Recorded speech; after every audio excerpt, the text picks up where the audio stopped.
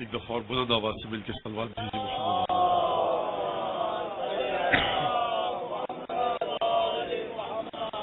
اعوذ باللہ من الشیطان الرجیم. بسم اللہ الرحمن الرحیم.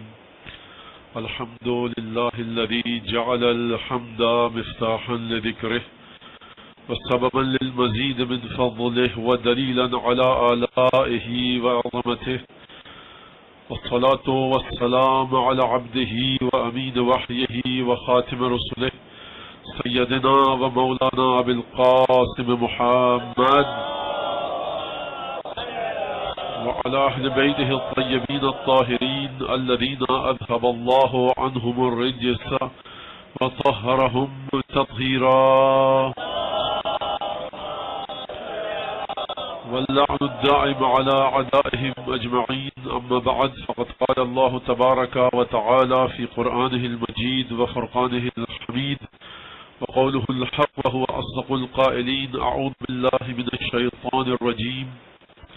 بسم الله الرحمن الرحيم. ألف لام ميم. ذلك الكتاب لا ريب فيه هدى للمتقين الذين يؤمنون بالغيب ويقيمون الصلاة ومما رزقناهم ينفقون. صلوات بھیجئے محمد علیہ.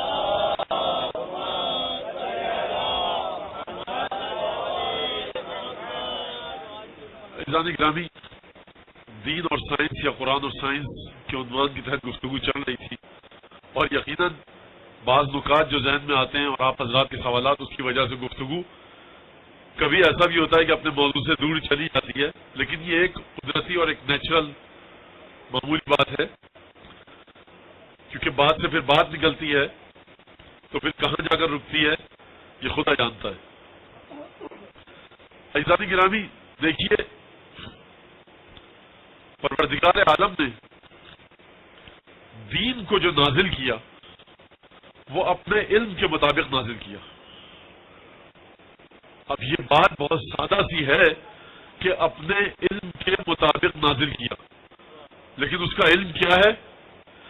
یہ وہ مقام ہے کہ جہاں پر آ کر ختمی مرتبت جیسی ہستی کہ جسے پروردگار معراج عطا کر چکا ہے، جب علم کی بات آتی ہے تو پروردگار حکم دیتا ہے کہ حبیب قل رب زدنی علما. پروردگار ترجمہ کیا کرتے ہیں؟ میں کئی بار عرض کر چکا ہوں، میرے علم میں اضافہ فرما. غلط ترجمہ ہے الحمدللہ یہ جو بچوں کو اسلامیات میں پڑھایا جاتا ہے اور بیان کیا جاتا ہے، اس کا اس آیت سے کوئی تعلق نہیں. میرے علم میں اضافہ فرما آیت یہ نہیں کہہ رہی. اگر دقیق، پریسائز اور کسی حد تک صحیح ترجمہ کہا جائے، پروردگار میرے وجود میں زیادتی عطا فرما علم کے لحاظ سے. یعنی کیا مطلب؟ یعنی جیسے جیسے انسان کا علم بڑھتا ہے اس کا وجود پھیلتا ہے، اس کے وجود میں ایکسپینشن آتی ہے. یہ کیسے ہوتا ہے؟ کیا مطلب ہے اس کا؟ مثال دے دوں اور پھر آگے بڑھاؤں بات کو. دیکھیے، 50 سال، 20 سال، شاید 25 سال پہلے اگر یہ کہا جاتا کہ آپ کے ہاتھ میں ایک ایسا آلہ ہوگا کہ جس سے آپ دنیا میں سیکنڈوں میں اپنی تصویر، اپنی ویڈیو، اپنی آڈیو بھیج دیں گے، اور ابھی ایک گلی میں، ایک محلے میں ایک واقعہ ہوتا ہے، اس گلی کے لوگوں کو پتہ نہیں چلتا، دنیا کے اس پار اس واقعے کی تصویر پہنچ جاتی ہے. وہ جو دنیا میں اس پار بیٹھا ہے، 7 سمندر پار، وہ اس گلی میں نہیں ہے، لیکن وہ اس کی تصویر دیکھ رہا ہے کہ گاڑی آ کر رکی، یہ ہوا، یہ ہوا، یہ ہوا، یہ ہوا. اس کا وجود، فزیکل وجود، طبعی وجود، جسمانی وجود اس گلی میں نہیں تھا. کیسے دیکھ لیا اس نے؟ انسان کے علم نے ترقی کی. وہ انسان جس کا علم محدود ہے وہ 7 سمندر پار اڑ کر اس گلی میں نہیں آ سکتا. اس وقت تک یہ ممکن نہیں ہوا ہے کہ چند لمحوں میں کوئی امریکہ یا کینیڈا سے اڑ کر یہاں پر آ جائے، لیکن یہاں کی اطلاع بے عین ہی اس کے پاس پہنچ جاتی ہے. اب یہ ہمارے نوجوان اعتراض نہ کریں، مولانا فوٹو شاپ بھی ہوتا ہے اور اس میں ایڈیٹنگ ہوتی ہے، وہ سب باتیں، فرض یہ ہے کہ صحیح ویڈیو آپ بھیج رہے ہیں، خیر، لیکن کبھی کبھی ایسا ہوتا ہے کہ انسان کا وجود پھیل جاتا ہے، یعنی وہ جس مقام پر بیٹھا ہو اس کے سامنے تمام چیزیں خود بخود آ رہی ہوتی ہیں. تو ختمی مرتبہ جیسی ہستی کہ جو معراج کا سفر طے کر چکی ہے، اس کے باوجود بھی پروردگار عالم رسول خدا کو مخاطب کر کے کہہ رہا ہے کہ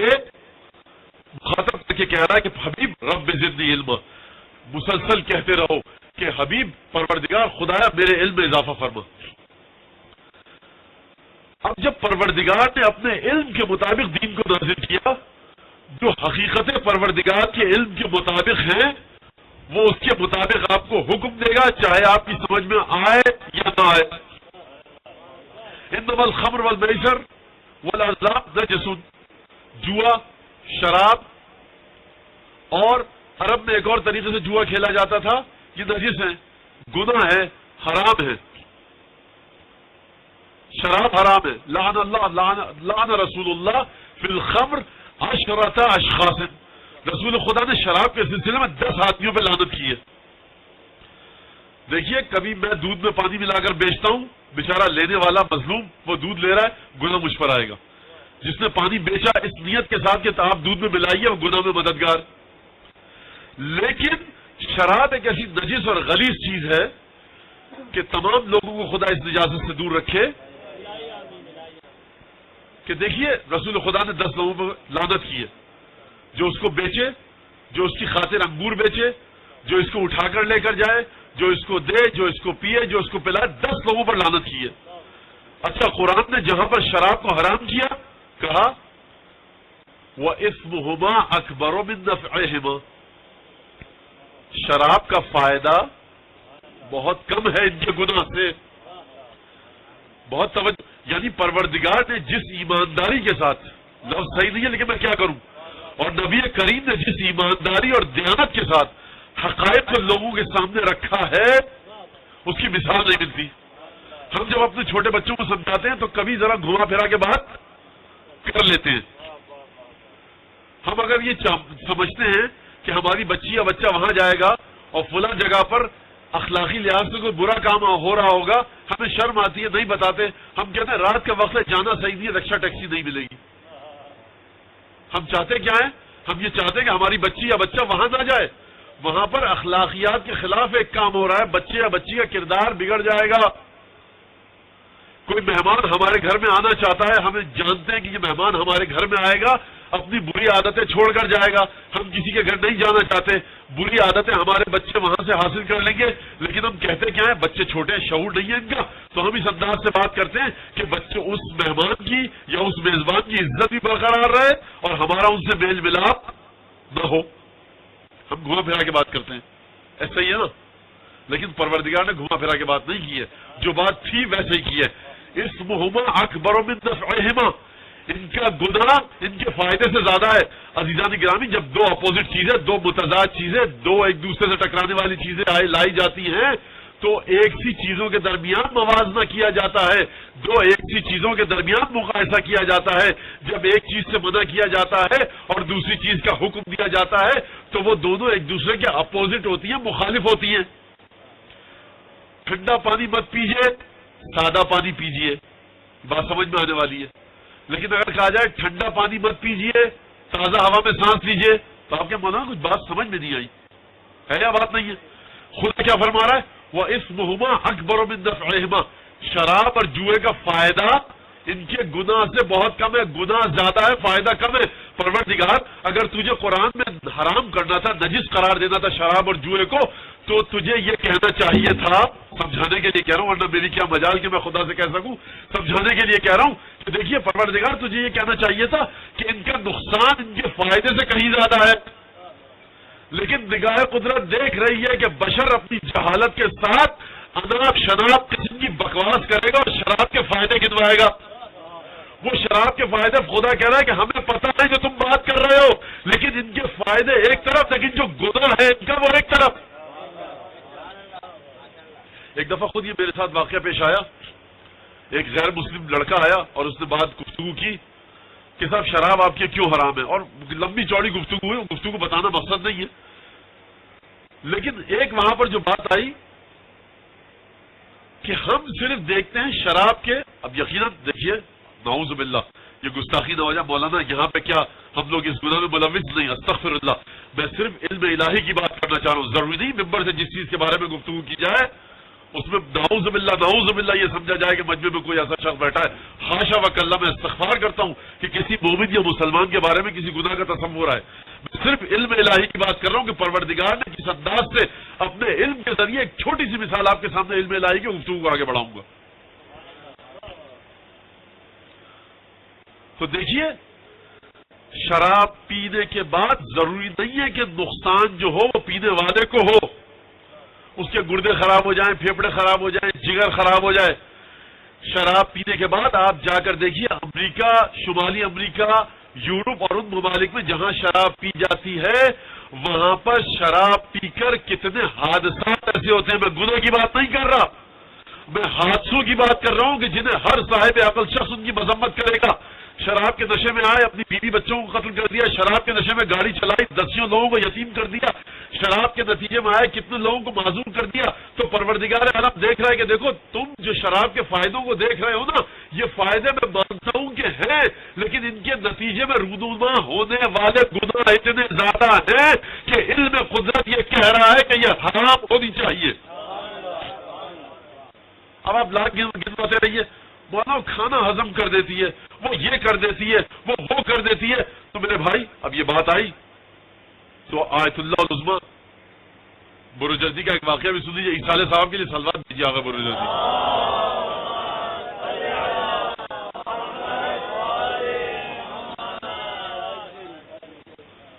زبردست عالم دین، میری اتنی حیثیت نہیں کہ میں آقا بروجردی کی تعریف کر سکوں یا ان کے بارے میں کچھ بات کروں. علماء مراجع کے درمیان مسلم شخصیت اور ان مراجع میں سے ہیں، ان مجتہدین میں سے ہیں کہ جو صاحب مکتبہ فکر ہیں، جن کا اپنا اسکول آف تھاٹ ہے. یہ بات معمولی نہیں. آپ ایک دفعہ فزکس کے بارے میں 2 گھنٹے 4 گھنٹے 10 سال تک فزکس پڑھاتا رہتا ہوں، کیمسٹری. میرا اپنا فزکس کا اسکول آف تھاٹ نہیں ہے، میں نے کوئی نظریات پیش نہیں کیے، میں دوسروں کی کتابیں پڑھ کے آپ کو پڑھا رہا ہوں. لیکن ایک دفعہ ایسا ہوتا ہے کہ میں آئنسٹائن ہوں. اب یہ بچے یہ نہ سمجھے مولانا کہتے ارے آپ مولانا کہہ دیا میں آئنسٹائن ہوں، کیسے مولانا ہے؟ مطلب میں شاید آئنسٹائن ہوں. تو یہ فرق کرتا ہے اس سے کہ میں کالج میں جا کر فزکس اور کیمسٹری پڑھاؤں. آیت اللہ بروجردی بیمار ہیں اور وہ شخصیت کہ ایک دفعہ آ رہے تھے، مراجع کے جو گھر ہوتے ہیں پرانے، اس میں دروازے سے داخل ہوتے ہی کچھ کمرے بنے ہوتے ہیں، پھر صحن ہوتا ہے اور پھر اس کے بعد اندرونی. باہر والے حصے کو بیرونی کہا جاتا ہے، اندر والے حصے کو اندرونی، بیچ میں صحن ہوتا ہے. وہاں گھر والے رہتے ہیں، یہاں پر دفتر وغیرہ کا کام چلتا ہے. تو ان کی مجلس تھی، جشن تھا یا مجلس تھی، مجلس اعضا تھی. ہوتا یہ کہ مراجع اس وقت آتے ہیں مجلس کے اندر جب تھوڑی سی مجلس کا وقت گزر جائے. بہرحال ضعیف ہوتے ہیں، پورے 2 گھنٹے 4 گھنٹے مجلس چلتی ہے، وہ نہیں بیٹھ سکتے، ان کو دوسرے کام کرنے ہوتے ہیں، ہزاروں خطوط کے جوابات، استفتاء، 10,000 مسائل. تو پوری مجلس میں نہیں بیٹھتے، آخری حصے میں آ کر بیٹھتے ہیں. مجلس جم چکی تھی، ذاکر خطاب کر رہا تھا کہ دیکھا دروازے سے دور صحن سے آیت اللہ بروجردی تشریف لا رہے ہیں. ایک شخص کھڑا ہوا یا بیٹھے، اس نے کہا کہ امام زمانہ اور آقا بروجردی کی سلامتی کے لیے صلوات. آپ لوگ بھی صلوات بھیج دیجیے.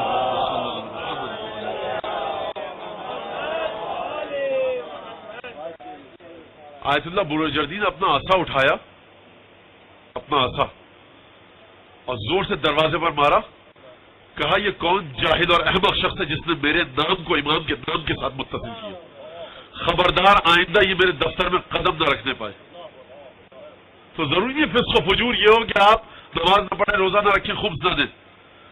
اس طرح کی شخصیت صاحب مبدا، اسکول آف تھاٹ کے مالک. آخری دن چل رہے تھے، زندگی کے بستر پر تھے. شاہ نے فرانس سے ایک ڈاکٹر کو منگوایا تھا، کیونکہ بہرحال دربار میں بہت زیادہ پورے ایران میں، عراق میں اور پاکستان میں بھی، ہندوستان میں جہاں جہاں لوگ تھے ان کے مقلد بہت زیادہ اہمیت تھی. تو ڈاکٹر نے ایک دوا سجیسٹ کی کہ یہ دوا پلاؤ ان کو. جب وہ دوا لائی گئی تو آقا بروجردی نے چمچے کے ساتھ لائی گئی، پینے سے انکار کر دیا. کہا کیوں نہیں پی رہا؟ ڈاکٹر نے کہا کیوں نہیں پی رہا؟ میں نے لکھا ہے، ابھی تک تو یہ میری بات مان رہے تھے. کہا کہ اس دوا میں شراب ہے. ڈاکٹر ہل گیا کہ یہ شخص جس کو عربی فارسی آتی ہے صرف، اس کو یہ دوا کی بوتل کس نے دکھائی، فارمولا کس نے بتایا؟ یہ تو میرے سامنے ہو رہا ہے. کہا کہ آپ کو کیسے پتا کہ اس میں شراب ہے؟ بہرحال نہیں پی. کہا کہ یہ دوا ہے بہرحال اس میں. کہا کہ میں نے پوری عمر، اور بلکہ میں کہوں کہ جب سے نسل چلی ہے ایسی ہستیوں کی، ان کے خون اور گوشت میں کبھی شراب شامل نہیں ہوئی. تو آقا بروجردی نے کہا کہ میں نہیں چاہتا کہ زندگی بھر جس چیز سے پرہیز کیا ہے، مرنے سے 11 گھنٹے پہلے میں یہ پیوں. ڈاکٹر کے لیے ترجمہ کیا گیا. ڈاکٹر نے کہا اس کو کیسے پتا کہ 11 گھنٹے بعد مر جائے گا؟ میں تو کوئی ایسی علامت نہیں دیکھ رہا. بہرحال ڈاکٹر نے ٹائم نوٹ کیا, دیکھا 11 یا 12 گھنٹے بعد آغا بروجہ جی کا انتقال ہو گیا. اس نے کہا کہ اگر یہ لوگ ایسے ہیں, اس نے اپنا مذہب چھوڑا اور مسلمان ہو گیا. درود بھیجے محمد آل محمد.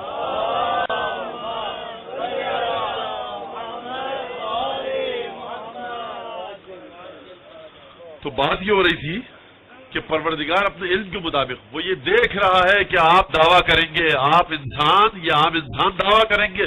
پروردگار اس کے فائدے اتنے ہیں, پروردگار کہہ رہا فائدے ہم کو پتہ ہیں. وَإِثْمُهُمَا أَكْبَرُ مِن نَفْعِهِمَا, ان کا گناہ ان کے فائدے سے کہیں زیادہ ہے. تو ہمیں ایک مقام ایسا آئے گا کہ جہاں پر جا کر پروردگار عالم کے حکم کے آگے سر کو جھکا لینا ہوگا. کیوں؟ کیونکہ وہ عالم غیب سے آئے ہیں. سائنس کیا کہتی ہے؟ سائنس کہتی ہے جو چیز تجربے کے تحت آ گئی, جو چیز لیبارٹری میں آ کر چیک کر لی, جو چیز آپ نے ٹیسٹ ٹیوب کے ذریعے آ کر چیک کر لی, وہ صحیح ہے. باقی چیزیں جن کو آپ لیب میں چیک نہیں کر سکتے ان کی کوئی حقیقت نہیں ہے. سائنس یہ کہتی ہے. لیکن علم الہی یہ کہتا ہے, قرآن یہ کہتا ہے کہ دیکھو بہت سی ایسی چیزیں ہیں کہ جن تک تم اپنی عقل کے ذریعے پہنچ جاؤ گے, لیکن اگر تم اپنی عقل کے ذریعے کچھ چیزوں تک نہ پہنچ سکے اور قرآن نے ان کا حکم دیا, تمہاری عقل نے سمجھنے سے انکار کر دیا, تو اب قرآن کو ٹھکرا کر اپنی عقل کو اپناؤ گے یا اپنی عقل کو ٹھکرا کر قرآن کو اپناؤ گے؟ اگر بات یہاں تک پہنچ گئی اور آپ کے ذہنوں میں آ گئی تو مجھے ایک اور بات کہہ دیں. اب وہ پروردگار جانتا ہے کہ اس نے بڑے عجیب و غریب احکام صادر کیے ہیں. طلاق کا خاص طریقہ, طہارت سے لے کر دیات تک 52 یا 53 یا 54 بعض لحاظ سے اگر آپ کہیں تو یہ کتابیں ہمیں ملتی ہیں. اگر بعض کتابوں کو بعض کتابوں میں ضم کر دیا جائے تو بہرحال 52 تو ہیں, یا 50 تو کر لیجئے آپ. فقہ کے 50 چیپٹر ہیں اور ہر چیپٹر کے اندر ہزاروں حدیثیں. انسان کی سمجھ میں نہیں آتا, اچھا یہ حرام ہے, وہ حلال ہے, یہ واجب ہے, یوں کر لیا تو واجب, اچھا نماز میں شک ہو گیا, چلے مولانا چھوڑیں. ایک سیدھا سادہ مسئلہ, ایک صاحب کہنے لگے مجھے شکیات نماز پر پورا عبور حاصل ہے. اس نے کہا کیسے؟ کہا جو بھی کہتا ہے کہ مجھے نماز میں شک ہو گیا, میں کہتا ہوں دوبارہ پڑھ لو. تو حضور ایسا مسئلہ نہیں ہے, شکیات نماز توضیح مسائل میں لکھے ہوئے ہیں. اب آپ لاکھ بحث کرتے رہے, نہیں میں تو دوبارہ پڑھ لوں گا. بھائی جس نے نماز بھیجی ہے وہ کہہ رہا ہے شکیات نماز شک ہو گیا, طریقہ یہ ہے اس انداز سے حل کرو. یہ کیا بات ہوئی؟ بھائی شکیات نماز کو حل کرنا ہے تو دوبارہ نماز پڑھنا تو بہتر ہے. یہ بہتر کیا ہے, بدتر کیا ہے؟ اب یہاں پر آپ کی عقل نہیں, کیونکہ آپ کراچی کسی لیبارٹری میں جا کر شکیات نماز کو ٹیسٹ نہیں کر سکتے کہ کس طرح سے شکیات نماز کو حل کیا جائے. یہ وہاں سے آیا ہے, یہ غیب سے آیا ہے, یہ پردے کے پیچھے سے احکام آئے ہیں. اب اگر یہ احکامات پردے کے پیچھے سے آئے ہیں اور ہم پردے کے اس طرف, احکام پردے کے اس طرف, جس طرح سے ہمارا آپ کا خون جاتا ہے لیبارٹری میں ٹیسٹ ہونے کے لیے, خون تو سب کا, ایک جو بیمار ہوتا ہے اس کا خون بھی سرخ رنگ کا ہوتا ہے اور جو صحت مند ہوتا ہے اس کا خون بھی سرخ رنگ کا ہوتا ہے. اگر وہ کوئی بات کرتا ہے تو یہ ساری باتیں پردے کے اس طرف کی جا رہی ہیں. اب میں کیسے مان لوں کہ صاحب میرے خون میں یہ مسئلہ ہے, یہ مسئلہ نہیں ہے, یہ تو سارا غیب ہے میرے لیے, چھپا ہوا ہے. تو دیکھیے حضور, یہ جو لیبارٹری کے اوپر جو بورڈ لگا ہوا تھا, اس کی کریڈیبلٹی آپ کی نظر میں کتنی ہے؟ اگر یہ بہت اچھی لیبارٹری ہے تو جو بات کہیں گے آپ کو ماننی پڑے گی, اور آپ شہر کی پھر کسی دوسری لیبارٹری میں نہیں جائیں گے ٹیسٹ کروانے کے لیے. تو بس دیکھیے پروردگار نے یہی کیا. وہ جو غیب ہے, یہ جو آپ کے سامنے ہے, انسان کو غیب سے کیسے متصل کیا, قرآن کو سائنس سے کیسے متصل کیا, دین کو سائنس سے کیسے متصل کیا. پروردگار نے یہ نہیں کہا تم سائنس مت پڑھو, تم علم کو ٹھوکر لگا دو. کہا دیکھو علم حاصل کرو, علم مسلسل حاصل کرو, سیکھو, تحقیق کرو, آگے بڑھو. اولم یتفکروا, یہ لوگ تفکر کیوں نہیں کرتے, عقل سے کام کیوں نہیں لیتے؟ یہ دیکھتے نہیں ہے کہ یہ کیا ہم نے ساری کائنات کا سلسلہ قائم کیا ہے. یہ لوگ جب اٹھتے ہیں ربنا ما خلقت هذا باطلا سبحانك فقنا عذاب النار, جب یہ لوگ اہل عقل ہیں, ذوی الالباب ہیں, جن کی عقل بہت بلند مرتبے پر ہے, جب یہ آسمان میں چاند اور ستارے دیکھتے ہیں تو یہ کہتے ہیں ربنا ما خلقت هذا باطلا فقنا عذاب النار. پروردگار تو نے اس کائنات کو باطل خلق نہیں کیا, بغیر کسی فائدے کے خلق نہیں کیا, لغو خلق نہیں کیا, کھیل تماشے کی وجہ سے خلق نہیں کیا. پروردگار تیرا ایک مقصد تھا, بس ہمیں جہنم کے عذاب سے بچا. تعلق کیا ہے جہنم کے عذاب سے بچنے کا کائنات کی خلقت کے ساتھ؟ اس کا یہ ہے مطلب کہ یہ جو پوری کائنات کا نظام پروردگار نے بچھایا ہے، اے انسان یہ تیرے لیے بچھایا گیا ہے، تو خیال رکھ کر چلیو اس راستے پر کہ ایک وقت آئے گا جب حساب کتاب ہوگا اور تجھے پروردگار کے سامنے جانا پڑے گا۔ ایک ذرہ اس کائنات کا اس بات کی گواہی دے رہا ہے کہ کوئی نظام ہے جس میں ہم اور آپ مقید ہیں، اس نظام کے تحت ہمیں چلنا ہے، ہمیں اس نظام کے تحت چلنا ہے۔ مولانا خدا عادل ہے یا نہیں ہے؟ ہم یہ دیکھتے ہیں کہ یہ ہو رہا ہے، وہ ہو رہا ہے، سیلاب، زلزلہ، یہ سب سوالات۔ تو عدل الہی کے سلسلے میں ایک چھوٹا سا جواب دے کے آگے بڑھ جاؤں کہ دیکھیے خدا نے فلاں بچے کو معذور پیدا کر دیا، کسی کی آنکھیں چھین لی، کسی کو کچھ کر دیا، کسی کو کچھ کر دیا، زلزلہ آیا، پورا شہر تباہ ہو گیا، 6 مہینے کا ایک بچہ بچا۔ اس بچے کا کیا قصور کہ اس کے ماں باپ چلے گئے؟ اب اسے کون پالے گا؟ یہ تو عدل الہی کے خلاف ہے۔ اب یہ خلاف ہو یا نہ ہو، ایک چھوٹا سا جواب سن کر آگے بڑھ جائیے کہ دیکھیے اب اگر اس میں اتنی طاقت ہے اور وہ یہ کام کر رہا ہے تو چاہے آپ اسے ظالم مانیں چاہے عادل مانیں، سسٹم یہ ہے، اگر پسند نہیں ہے نکل جائیے باہر سسٹم سے، باہر نکل جائیے، کہیں مجھے نہیں رہنا۔ البتہ یہ جواب نہیں ہے، لیکن میں یہ بتا رہا ہوں کہ پروردگار کا ہر نظام ایک سسٹم کے تحت ہے۔ گفتگو بہرحال عدل الہی پر نہیں ہو رہی تو اس لیے میں اس طرف نہیں جاؤں گا۔ ایک درود بھیجیے ذرا محمد آل محمد۔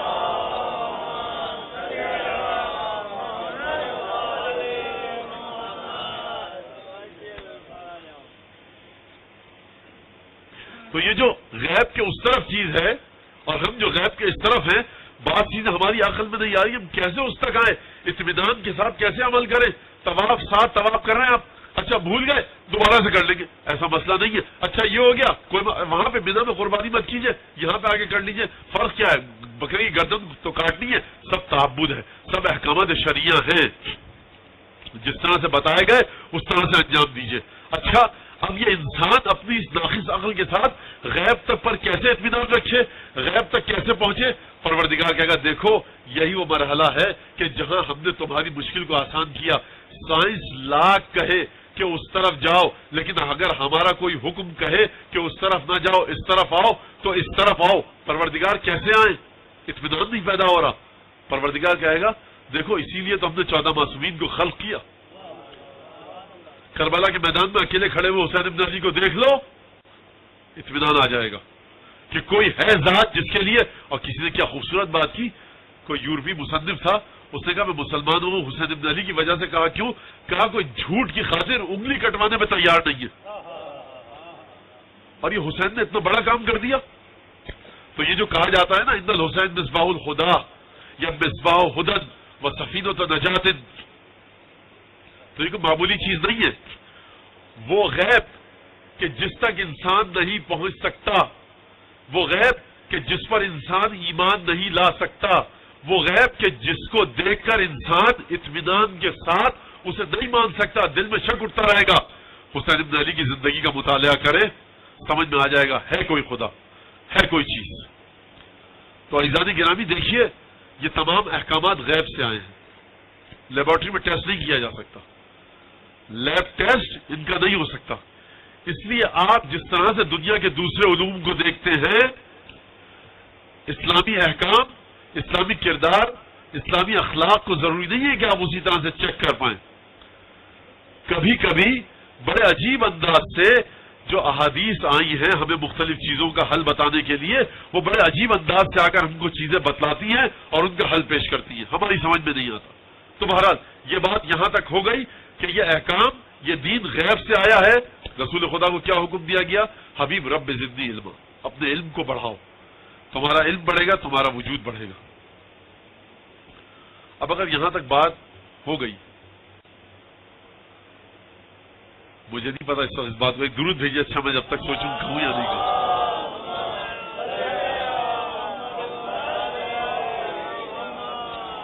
ایک دفعہ اور سلوات بھیجے تو سوچنے کا اور ٹائم مل جائے مجھے۔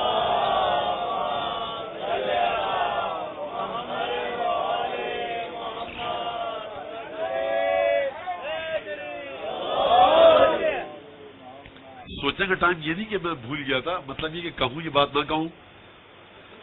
دیکھیے غیب کائنات کا سب سے پہلا انسان جب آیا یا پہلا پیغمبر جب آیا، ابتدا غیب سے ہوئی۔ فرشتوں نے جب آدم کے سامنے آ کر آدم سے مقابلہ کرنا چاہا، پروردگار اتجعل فیہا من یفسد فیہا ویسفک الدماء، تو زمین میں اسے بھیج رہا ہے کہ جو فساد پھیلائے گا.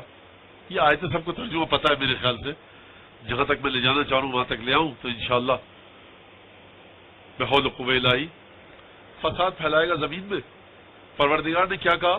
پروردگار نے جواب نہیں دیا کہ یہ فساد نہیں پھیلائے گا، یہ خون نہیں بہائے گا. پروردگار جانتا تھا کہ یہ خون بھی بہائے گا، یہ فساد بھی پھیلائے گا، لیکن انہی فسادیوں میں اور انہی قاتل، لٹیروں، چوروں، بد کردار، بد اتوار انسانوں میں کچھ ایسے انسان بھی ہوں گے کہ جو ملائکہ سے بھی آگے نکل جائیں گے. پروردگار نے کیا کہا؟ انی عالم ما لا تعلمون، جو میں جانتا ہوں وہ تم نہیں جانتے. آدم کو خلق کیا، آدم میں اپنی روح پھونکی، فَإِذَا سَوَّيْتُهُ، ٹھیک طرح سے آدم کو بنا دیا. کہا کہ دیکھو وَقُلْنَا لِلْمَلَائِكَةِ اسْجُدُوا لِآدَمَ فَسَجَدُوا إِلَّا إِبْلِيسَ، ہم نے ملائکہ سے کہا کہ آدم کو سجدہ کرو، سب نے سجدہ کیا، ابلیس نے سجدہ نہیں کیا. وہاں سے جنگ ہے یہ. اور کئی دفعہ میرے خیال سے مختلف مقامات پر اس بات کو پڑھ چکا ہوں میں، لیکن کیونکہ مجھے اس کو غیب سے متصل کرنا ہے، قرآن سے اور سائنس سے، اس لیے میں اس واقعے کو دوبارہ یہاں پڑھ رہا ہوں. اور یقیناً بہت سے اکثریت یہاں پر ایسی ہے جن جگہوں میں میں تھا وہاں پہ آپ نے نہیں سنا ہوگا. تو یہ ایک اہم چیز ہے، آپ کے ذہنوں میں رہے. جن حضرات کو پتا ہے وہ برداشت کر لیں مجھے دوبارہ تبارہ، اور جن کو نہیں پتا وہ سن لیں.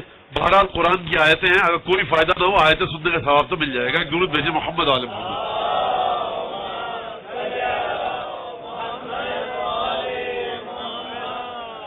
پروردگار نے کیا کہا تھا؟ لا تقرب هذه الشجرة فتكون من الظالمين، اس درخت کے قریب مت جانا. فلما ذاق الشجرة، لیکن فازلهم الشیطان، شیطان نے آ کر بھڑکایا، بہکایا، اور اس کے بعد آدم نے جا کر وہ شجرہ کھا لیا، اس کا پھل کھا لیا. بقول عیسائی حضرات کے سیب تھا، بقول ہمارے یہاں گندم تھا، وہ سیب تھا، انار تھا، آم تھا، کینو تھا، کیا تھا، بہرحال شجرہ کھا لیا. جیسے ہی کھایا اس کا نتیجہ یہ تھا کہ پروردگار نے کہا تھا دیکھو حرام نہیں ہے، مشقت میں پڑ جاؤ گے. شجرہ کھانا تم پر حرام نہیں ہے کہ کل کو یہ کہے کہ صاحب آدم نے حرام کام کیسے کر لیا. یہ ڈاکٹر آپ سے کہتا ہے دیکھیے میں دوائیں دے رہا ہوں، لیکن آپ کوشش کیجئے گا کہ گرم پانی پیجئے، غرارے کیجئے. اگر آپ غرارے نہیں کریں گے تکلیف میں ہو جائیں گے آپ مبتلا. حرام نہیں ہوتا، تکلیف آپ کو ہوتی ہے. اسی طرح سے یہ حکم تھا. قرآن کہہ رہا ہے کہ دیکھو مت جانا فتشقا، مشقت میں پڑ جاؤ گے، تکلیف تمہیں ہوگی. حرام نہیں ہے، پیغمبر کبھی حرام کام نہیں کر سکتا. بہرحال آدم نے شجرہ کھایا اور اس کے بعد زمین پر آنا پڑا، جنت سے وہ تعلق ٹوٹ گیا. یہ بھی کہتا چلوں کہ یہ وہ جنت نہیں ہے کہ جس میں موت کے بعد سب انسانوں کو جانا ہے. یہ جنت دوسری تھی، وہ جنت دوسری ہے. بہرحال لیکن سوال یہ پیدا ہوتا ہے یہاں پر کہ جب آدم کو پروردگار نے آدم علیہ السلام کو تمام کا تمام علم دے دیا تھا، وہ علم آدم الاسماء کلھا، پروردگار نے آدم کو تمام اسماء کا، تمام ناموں کا علم دے دیا تھا، تو اس شجرے کی حقیقت آدم کی نگاہوں سے کیسے چھپی رہ گئی؟ اگر پورا علم دے دیا تھا پروردگار نے تو اس شجرے کی حقیقت کیسے چھپی رہ گئی؟ اس کا مطلب یہ ہے کہ یہ ماننا ہوگا کہ یہ شجرہ، اس کی حقیقت ایسی حقیقت تھی کہ وہ علم جو پروردگار نے آدم کو عطا کیا تھا، وہ علم اس شجرے کی حقیقت تک نہیں پہنچ سکا. اگر پہنچ جاتا تو کیا آدم یہ کام کرتے؟ نہیں کرتے. اس کا مطلب یہ کہ پروردگار فوق کل ذی علم علیم، پروردگار نے کہا دیکھو ہر صاحب علم کے اوپر ایک صاحب علم ہوتا ہے. ہم نے جو آدم کو تمام اسماء سکھا دیے تو یہ مت سمجھنا کہ اب آدم سے اوپر کوئی عالم نہیں، آدم سے اوپر بھی کسی کا علم ہے. وہ علم یہ ہے کہ آدم کو شجرے کی حقیقت کا پتہ چل نہ سکا. شیطان نے بھڑکایا، بہکایا، شیطان کی نصیحت میں آ گئے. وقاسمہما، شیطان نے قسم کہا کہ انی لکم لمن الناصحین، اے آدم اور حوا میں تمہارا خیر خواہ ہوں، میں تمہارا مخلص ہوں. تو یاد رکھیے گا ہر شخص جو ممبر پر آ کر گفتگو کرے ضروری نہیں ہے کہ وہ آپ کے لیے مخلص ہو. کوئی آپ کو بھڑکائے گا، بہکائے گا تو شمر اور یزید کا نام لے کے نہیں بہکائے گا، حسین ابن علی کا نام لے کر ہی بہکائے گا. آپ لوگ اپنا ہوم ورک کر کے آیا کیجئے. زیارت جامعہ کبیرہ کا مطالعہ کیجئے، زیارت امین اللہ کا مطالعہ کیجئے، زیارت آل یاسین کا مطالعہ کیجئے. ہر بات مولویوں سے مت پوچھا کیجئے. کچھ باتیں ذمہ داری ہے آپ کی بھی سیکھنا. اگر آپ کے پاس زیارت آل یاسین کا مطالعہ ہوگا، جامعہ کبیرہ کا مطالعہ ہوگا، امین اللہ کا مطالعہ ہوگا، ان زیارتوں کا مطالعہ ہوگا، دعائے صبح کا مطالعہ ہوگا، دعائے سماعت، دعائے کمیل، دعائے یامن تحل بہی وقت المکارے، یہ جو مفاتیح آپ کے گھر میں پڑھی ہے اور ہمارے گھر میں، اس کی دعاؤں کو، زیارتوں کو کبھی کبھار کھول کے پڑھا کیجئے جو کہ آپ پڑھتے ہیں، تاکہ آپ کو معلومات اتنی امامت کے بارے میں ہو جائے کہ اگر کبھی کوئی امامت کے بارے میں کمی اور زیادتی کرے تو آپ میں اتنی ہمت ہو کہ مولانا 4 سوالات کے جواب دیجئے. لوگ گھبرائیں یہاں پر ممبر سے امامت کے خلاف بات کرتے ہوئے.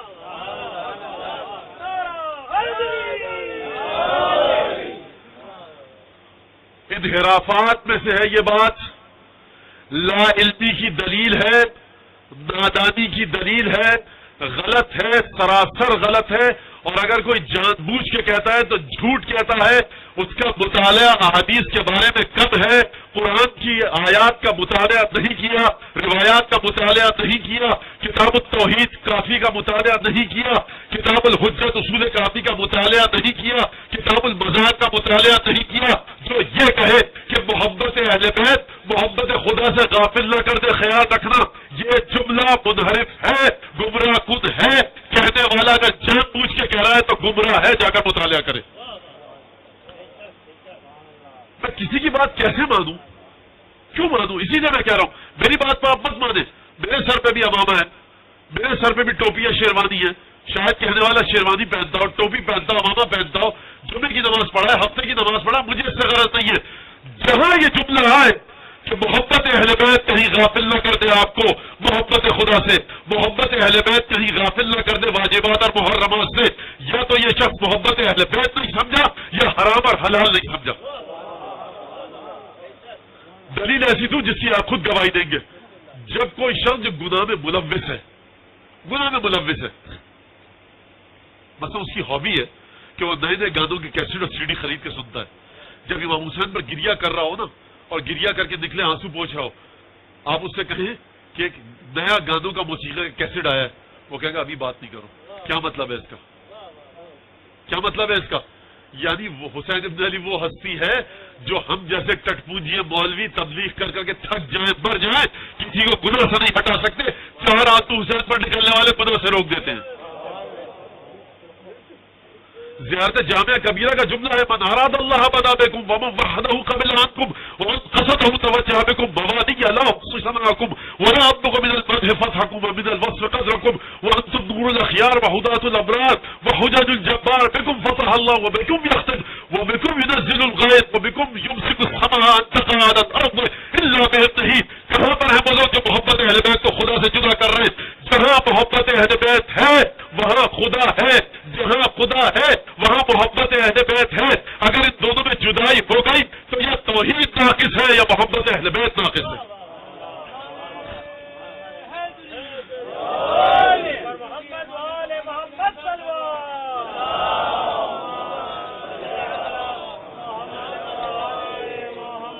ترجمہ سنیے، من اراد اللہ بدا بکم، جو خدا کا ارادہ کرے وہ ابتدا کرے گا. اے معصومین آپ کی ذات سے جانا ہے خدا کی طرف، ابتدا ہو رہی ہے معصومین کی ذات سے. من اراد اللہ بدا بکم ومن وحدہ قبل عنکم، جو خدا کی توحید کا اعلان کرے، جو خدا کو ایک مانے، قبل عنکم، اللہ اکبر، جو خدا کی توحید کا اعلان اور اقرار کرے تو آپ دستخط کریں گے معصومین کی اس کی توحید صحیح ہے یا غلط. وَبِكُمْ يُمْسِكُ السَّمَاءَ أَن تَقَعَ عَلَى الْأَرْضِ إِلَّا بِإِذْنِهِ. اے معصومین آپ کی وجہ سے پروردگار نے آسمان کو روک کر رکھا ہے کہ زمین پر گر نہ پڑے. وَبِكُمْ يُنَزِّلُ الْغَيْثَ، مولا آپ کی وجہ سے بارش برستی ہے. بِكُمْ يَخْتِمُ، آپ پر اختتام ہوگا، آپ سے ابتدا ہوئی. انتم الاول والآخر والظاہر والباطن، اول آپ ہیں، آخر آپ ہیں، ظاہر آپ ہیں، باطن آپ ہیں. یعنی کیا مطلب؟ یعنی اگر خدا کی توحید کی حقیقت کو دیکھنا ہے تو معصومین کی حقیقت کے ذریعے توحید کو سمجھو. اگر خدا کے ظاہری افعال اور صفات کو سمجھنا ہے تو معصومین کی ظاہری صفات اور افعال کے ذریعے خدا کو سمجھو. اگر پروردگار کے بارے میں تمہیں جو بھی سوال ہے تمہیں آنا پڑے گا معصومین کے دروازے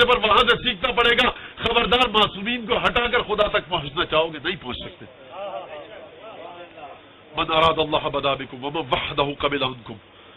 آدم کو علم دیا گیا, شجرہ کھا لیا, ماننا پڑے گا کہ آدم کے علم کی پہنچ سے, آدم کے علم کی ریچ سے, ایکسس سے دور تھا یہ شجرہ.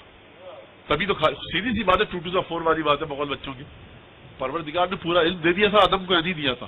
وعلم آدم الاسماء کلھا, تو سارے کے سارے اسماء کا علم دے دیا. بھائی پروردگار کیا ہمارے محلے کی بینک کی برانچ کی طرح ہے کہ تجوری میں جتنے پیسے رکھے نکال کر دے دیے, تو اب وہ لیٹ اگر آپ جائیں گے ایام عید میں تو وہ کہتا ہے, اکثر لوگ بتاتے ہیں اب بینک میں پیسہ ہی نہیں ہے, وہ کیا دے. تو کیا پروردگار کا اکاؤنٹ اس طرح ہے اسماء اور صفات کا کہ اس نے آدم کو جو کچھ دے دیا, اب پروردگار کے پاس کچھ نہیں بچا. کچھ ایسا علم ہے نا اس کا, کوئی ایسا علم ہے اس کے پاس کہ جو اس نے اپنے پاس رکھا ہوا ہے. وہ علم کہاں تھا؟ یہ سوائے پیغمبر کے اور کسی کو حکم نہیں دیا گیا کہ دیکھو پیغمبر مسلسل یہ دعا مانگتے رہو کہ رب زدنی علما, میرے وجود کو پھیلاؤ عطا کر, ایکسپینشن عطا کر.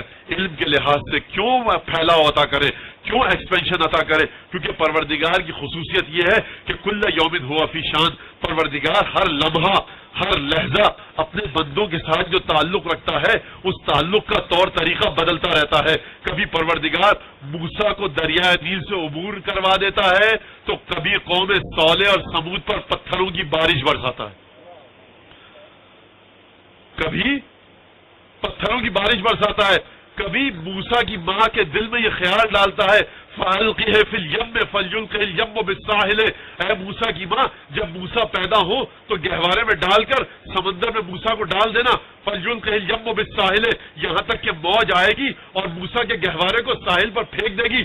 فرعون ہمارا دشمن اٹھا لے گا اسے, جناب آسیہ اس کے گھر میں ہوں گی, پرورش کریں گی موسیٰ کی. ایک ننا منا گہوارہ دریائے نیل کی طغیان زدہ موجوں میں تیرتا ہوا پروردگار نے کس طرح سے ہدایت کی کہ جناب آسیہ کے پاس پہنچا. لیکن یہی خدا جب چاہے تو اس انداز سے وہ فارت تنور جناب نوح کا طوفان آتا ہے کہ تنور میں سے پانی نکلتا ہے, آسمان سے پانی برستا ہے, پہاڑ پر بھی بچہ چڑھتا ہے, بچ نہیں پاتا. پروردگار یہ کہ تیرا کیا طریقہ ہے کہ پہاڑ پر بچ گیا, سآوی الی جبل یعصمنی, اے بابا نوح کا بیٹا کہہ رہا ہے میں کسی بھی پہاڑ پہ چڑھ جاؤں گا, بچ جاؤں گا. لا عاصم اليوم, اے بیٹا دیکھ آج کوئی نہیں بچ سکتا, تو جتنے اونچے پہاڑ پر چڑھ جائے. پروردگار کیا تیری قدرت, کیا تیری منزلت, کیا تیرا کارخانہ کہ نوح کا بیٹا ہونے کے باوجود, نوجوان ہونے کے باوجود پہاڑ پر چڑھ جائے, موج اسے آ کر لے جائے, اور یہ موسیٰ کا ننھا سا گہوارہ دریائے نیل کی موجوں میں تھپیڑے کھاتا ہوا تیری ہدایت کے ذریعے آسیہ تک پہنچ جائے. ہے نا کوئی قدرت, ہے نا کوئی طاقت. کل یوم ہوا فی شان.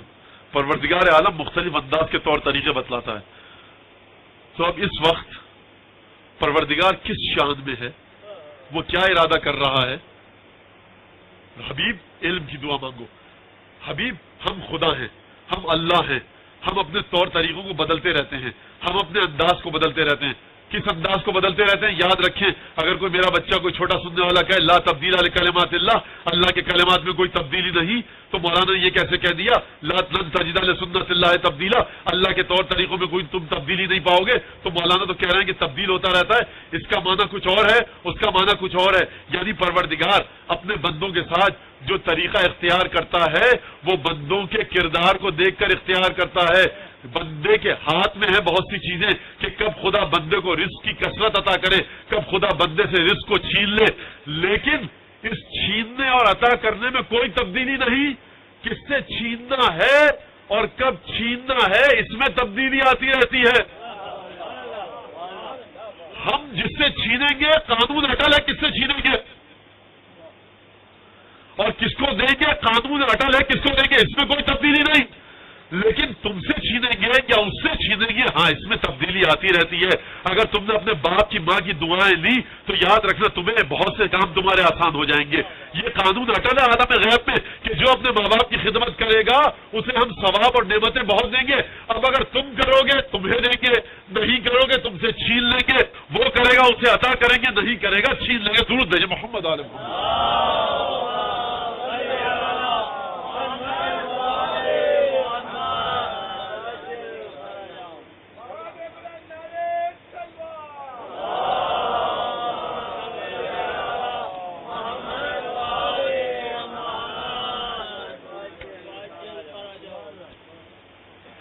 تو یہ سمجھ لیجئے. اچھا یہ تو میں نے بہت جلدی کا جواب دے دیا, بلکہ آج کل کے بچوں کے فاسٹ فوڈ والا جواب, لیکن اس میں کلمہ ہے کیا, کلمہ الہی ہوتا کیا ہے, وہ تمت کلمۃ ربک صدقا وعدلا کا معنی کیا ہے, یہ ایک الگ گفتگو ہے. لیکن بہرحال بچوں کی سمجھ میں بات آ گئی, کافی آگے بڑھ جائیے. میں خدا تو ہوں نہیں, نہ معصوم ہوں کہ جس طرح سے بات ہو اس کو پوری طرح سے ادا کروں. جس حد تک میری سمجھ میں آئی آپ حضرات تک پہنچا دیتا ہوں. ایک دفعہ اور درود بھیجیے محمد علی محمد بلند آواز سے.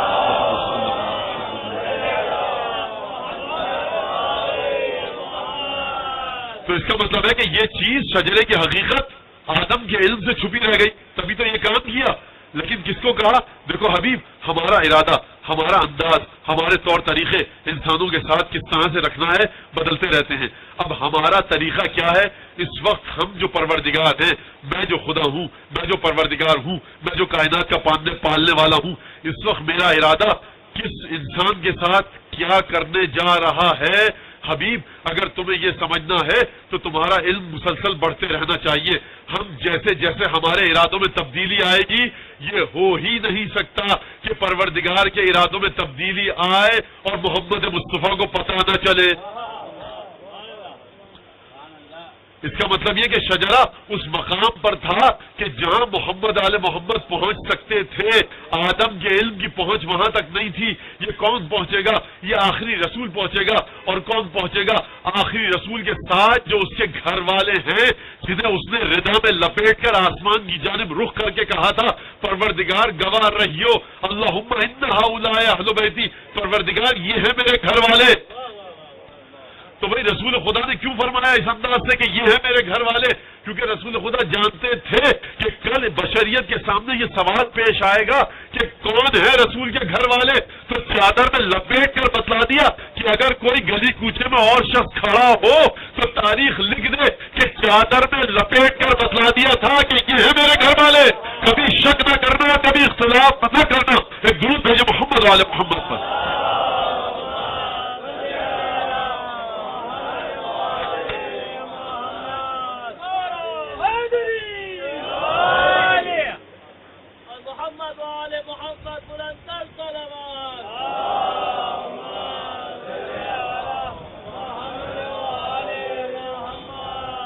تو یہ قرآن کو یہ جو اکثر کہا جاتا ہے کہ ہر چیز جو عقل کے ذریعے ثابت ہے وہ شریعت میں ہے, جو شریعت میں ثابت کیا ہے وہ عقل کے ذریعے ثابت ہے.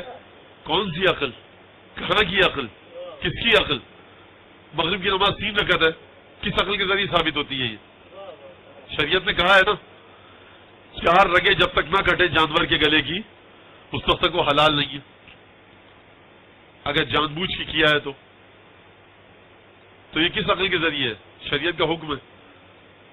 اگر قبلے کی طرف پیٹ کر کے نماز پڑھ لیں آپ جان بوجھ کے اور بعض صورتوں میں نادانستہ طور سے بھی, تو آپ کو دوبارہ نماز پڑھنی ہے. کس عقل کے ذریعے ثابت ہے؟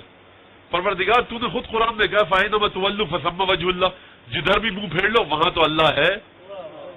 تو یہ پتھر کے گھر کی طرف رخ کرنے کی کیا ضرورت ہے؟ یہ تو عقل کے خلاف جا رہی ہے نا بات. اور اسی طرح سے چلتے رہیے چلتے رہیے چلتے رہیے. سور کی اتنی سی کھال ہے, وہ میرے بدن پر لگی ہوئی ہے. میری گھڑی کا جو چمڑا ہے وہ سور کی کھال کا ہے. نماز پڑھی باطل نماز. اتنی سی پروردگار تجھے سور سے کیا تکلیف ہے, تیری مخلوق ہے. کس عقل میں آتا ہے یہ, کس عقل کے ذریعے سمجھ میں آئے گا؟ ہم اور آپ مل کے بیٹھے رہتے ہیں صبح سے شام تک, کس عقل کے ذریعے نہیں آ سکتا سمجھ میں. لیکن یہاں پر یہ جملہ عرض کرتا چلوں کہ امام کی غیبت کی وجہ سے کہ پروردگار عجل اللہ تعالی فرجہ الشریف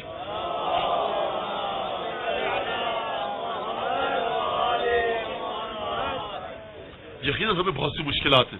ہو سکتا ہے امام آئے تو بہت مراجع کے فتووں کو غلط ثابت کر دیں, ہو سکتا ہے, بالکل ہو سکتا ہے کہ بھئی یہ فتویٰ ایسا نہیں تھا. لیکن مرجع تقلید کے پاس حجت ہے کہ جو آیت آئی, جو حدیث آئی, جو حدیث کا معنی اس نے سمجھا, اس کے مطابق فتویٰ دیا. اب ہمارے اور آپ کے پاس اس وقت کوئی رستہ نہیں ہے سوائے مرجع تقلید سے فتویٰ لینے کے.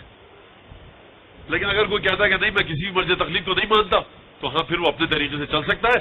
خدا کو اسے جواب دینا ہو, کوئی ڈنڈا اور لاٹھی والی منطق نہیں ہے یہاں پر. تو یہ پرابلم ہمیشہ رہے گی. غیب ہے, سائنس کے ذریعے دین کے قوانین کو ثابت نہیں کیا جا سکتا. سائنس کے ذریعے، کیمسٹری اور بایولوجی، باٹنی اور زولوجی کی لیب کے ذریعے آپ دین کے قوانین کو ثابت نہیں کر سکتے. کس طرح سے ثابت کریں گے آپ اس چیز کو کہ جہاں تک آپ کا ذہن نہیں پہنچ پا رہا، جہاں تک آپ کا علم نہیں پہنچ پا رہا. حضور شجرے کی حقیقت غیب کے اندر تھی، آدم کو اسماء کا علم دیا تھا، آدم نہیں پہنچ پائے، آپ اور میری کیا مجال. اور یہی واقعہ کربلا ہے. اس کا ایک پہلو یہ ہے کہ سید الشہداء کے سامنے غیب ہے، سب کچھ ہے، حکم الہی ہے، حسین صبر کرنا. لیکن جو سید الشہداء کے ساتھ آنے والے لوگ ہیں ان کی منزلت، ان کا درجہ معمولی درجہ نہیں ہے، بالکل معمولی درجہ نہیں ہے. کہ وہ حسین کے ساتھ چلیں. مولا حسین کو سب کچھ پتا تھا، انہیں کچھ نہیں پتا تھا. بہت سے شہداء کو کچھ نہیں پتا تھا شب عاشور تک. شب عاشور کے بعد امام حسین نے سب کو حقیقت دکھا دی جنت کی. روایت میں موجود ہے کہ جب حسین بن علی نے دیکھ لیا کہ لوگ میرے سچے ساتھی ہیں تو پھر مولا نے اشارہ کیا اور معجزات دکھلائے اپنے کچھ. لیکن اس سے پہلے حضرت ابو الفضل عباس، شہزادہ علی اکبر، جناب زینب، یہ وہ ہستیاں ہیں جو علم امام میں شریک ہیں امام کے ساتھ. ان کی بات نہیں کر رہا میں. بہت سے ایسے شہزادے تھے. حکم دیا گیا کہ جناب زینب سلام اللہ علیہ کے فرزند اور محمد کے مصائب کا ذکر ہو. دیکھیے میرے خیال سے اون محمد، ان دو شہزادوں کا جب ذکر آتا ہے تو اصل میں یہ ذکر ہماری شہزادی کا ذکر ہے، جناب زینب کا. اگر آپ جناب زینب کی زندگی کو دیکھیں، حسین بن علی کا امتحان ختم ہو گیا عصر عاشور، لیکن جناب زینب کا امتحان کب سے شروع ہوا تھا؟ جب سے 3 سال کی تھی امتحان شروع ہوا، اور آپ جب تک اس دنیا سے گئیں ہماری اس شہزادی کا امتحان چلتا رہا. یعنی انسان کیا کرے، سلام ہمارا جناب زینب پر. جب جناب زینب 3 سال کی تھی رسول خدا کے پاس گئی، کہا نانا جان. نانا نے دیکھا، اب ختمی مرتبہ جانتے ہیں میری کون سی نوازی ہے، یہ کیا مرتبہ ہے اس بیٹی کا. میری اپنی آغوش میں بٹھایا رسول خدا نے، کہا نانا جان میں نے خواب دیکھا ہے. کہا بیٹا کیا خواب دیکھا ہے؟ کہا نانا جان اس خواب کو دیکھنے کے بعد میں ڈر گئی ہوں. کہا بیٹیا بتاؤ کیا خواب دیکھا ہے؟ کہا میں نے دیکھا کہ ایک بہت بڑا تناور درخت ہے، بڑا مضبوط گھنا درخت ہے، میں اس کے سائے میں ہوں، حفاظت سے ہوں. یکایک اس درخت کی جڑ اکھڑ گئی، مجھے بڑا خوف محسوس ہوا. میں اس درخت کی ٹہنیوں کے تحت آ گئی، میں نے دیکھا اس کی ٹہنیاں بھی ختم ہو گئی. پھر میں اس کے پتوں کے تحت آئی تو نانا میں نے دیکھا کہ اس کے پتے بھی جھڑ گئے. نانا مجھے بڑا خوف محسوس ہو رہا ہے، اس خواب کی تعبیر بتائیے. نانا عالم کل معلوم. ایک دفعہ رسول خدا کے چہرے کا رنگ متغیر ہو گیا. منزلت دیکھیے جناب زینب کی، 3 سالہ بچی ہے، رسول اپنا علم منتقل کر رہے ہیں.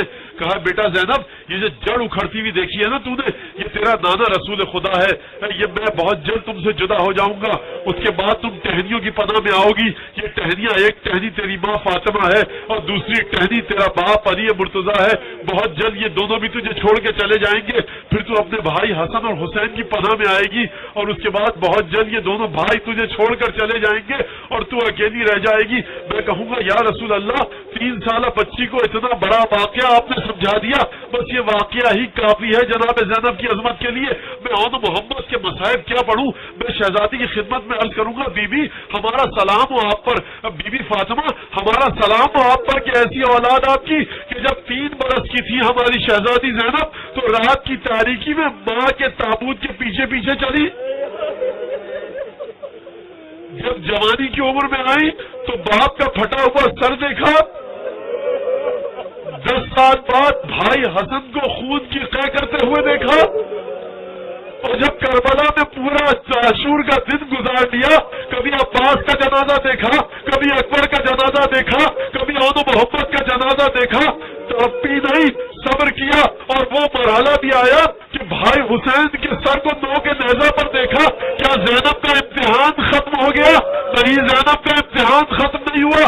حسین نے وصیت کی تھی نا کہ بہن زینب دیکھو میرے بچوں سے خبردار، میرے بچوں سے ہوشیار. شام غریبہ گزر گئی، یہ بیوی دوڑ دوڑ کر رات کے اندھیرے میں بچوں کو جمع کرتی رہی کہ حسین کے یتیم بچے کہیں صحرا میں بھٹک نہ جائے۔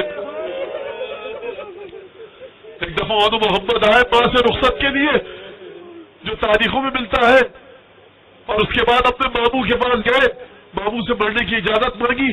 دیکھیے تاریخ بڑی عجیب ہے، ایک پہلا حملہ ہوا تھا ظہر سے پہلے اور ایک دوسرا حملہ ہوا تھا۔ یہ بچے پہلے حملے میں گئے یا دوسرے حملے میں تاریخ میں اتنا واضح نہیں ہے، لیکن بہرحال جب مولا کے پاس گئے ہوں گے، میرا دل کہتا ہے مولا حسین نے کہا ہو کہ تم اپنی ماں سے اجازت لے کر آ گئے ہو۔ کچھ عجب نہیں کہ بچوں نے کہا مامو جان مادر گرامی ہی نے تیار کر کے آپ کے پاس بھیجا ہے۔ جانتے ہیں آپ ان بچوں کی عمر کیا تھی؟ 13-14 برس کے یہ بچے اون محمد گھوڑے پر کس طرح سوار ہوئے؟ مجھے لگتا ہے کہ مولا عباس نے سوار کیا ہوگا۔ یہ بچے گئے، جنگ کی، کربلا کے تمام شہداء کے ساتھ یہ مسئلہ تھا کہ جب جنگ کرتا ہے آدمی بدن سے پسینہ بہتا ہے اور اس پر زخم لگ جائے تو خون بہتا ہے۔ ان بچوں کے جسموں پر تیر بھی لگے، نیزے بھی لگے، تلواریں بھی لگی۔ 13 سال کا بچہ 14 سال کا بچہ کب تک جنگ کرے گا؟ ایک دفعہ گھوڑے سے زمین پر گرے، کس کو آواز دی؟ اپنے ماموں عباس کو آواز دی، اپنے ماموں حسین کو آواز دی۔ مجھے نہیں پتا، تاریخ میں ملتا ہے کہ حسین ان دونوں بچوں کے جنازوں کو گنج شہداء میں لے آئے۔ کیا بات ختم ہو گئی؟ نہیں، جب عصر عاشور کے بعد 11 محرم کو ظہر کی اذان کے وقت یہ قافلہ کوفے کی جانب گیا تو ہر بیوی نے اپنے آپ کو ناکے سے اتارا، ہر بیوی اپنے شہید کے جسم کو اٹھا کر ماتم کر رہی تھی۔ دیکھنے والوں کی آنکھوں نے دیکھا کہ 2 جنازے ایسے ہیں جن پر کوئی کریا کرنے والا نہیں۔ میں پوچھوں گا کہ کیا ان کی ماں ساتھ نہ تھی؟ کیا ان کا باپ بھائی ساتھ نہ تھا؟ ہاں ان کی ماں ساتھ تھی، لیکن کیا کیا جائے کہ ان کی ماں اپنے بچوں کو چھوڑ کر بھائی حسین کے بدن کو اپنے سینے سے لپٹا کر ماتم کر رہی ہے۔ اے بھیا حسین، تیری راہ میں جو صدقہ دے دیا اب وہ تیری راہ میں دے دیا۔ ارے زینب اپنے ماں جائے حسین۔